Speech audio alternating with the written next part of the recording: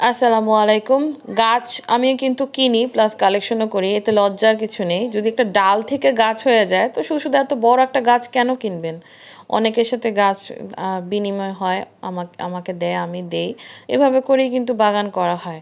তো এইটাতে কোনো লজ্জার বিষয় না। আপনি যদি কিনে নিয়ে আসেন সেটাও ভালো। অনেক সময় কেনা গাছও টিকে না। অনেক সময় দেখা যায় কারো কাছ থেকে কোনো কিছু এনে যদি লাগান সেই গাছটা দেখবেন খুব ভালো হয়। হ্যাঁ, এরকম আমার সাথে অনেকবার হয়েছে যে আমি কারো কাছ থেকে কিছু শেয়ার করেছি, সেটা অনেক ভালো হয়েছে। তো এই গাছটা আমি অনেক দিন আগে বৃষ্টির মধ্যে লাগিয়েছিলাম।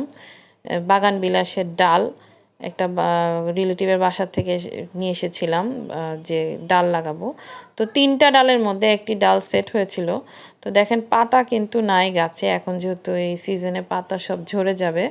পাতা সব ঝরে গেছে, শুধু ডালটা দাঁড়িয়ে আছে, তার মাথায় দেখেন মাশাআল্লাহ ফুল চলে আসছে। এই ফুলের কালারটা কিন্তু সুন্দর লাগতেছিল রোদের মধ্যে। দূর থেকে মনে হচ্ছিল যে পাতা, কাছে এসে দেখি যে ফুল। তো আলহামদুলিল্লাহ ফুল চলে আসছে।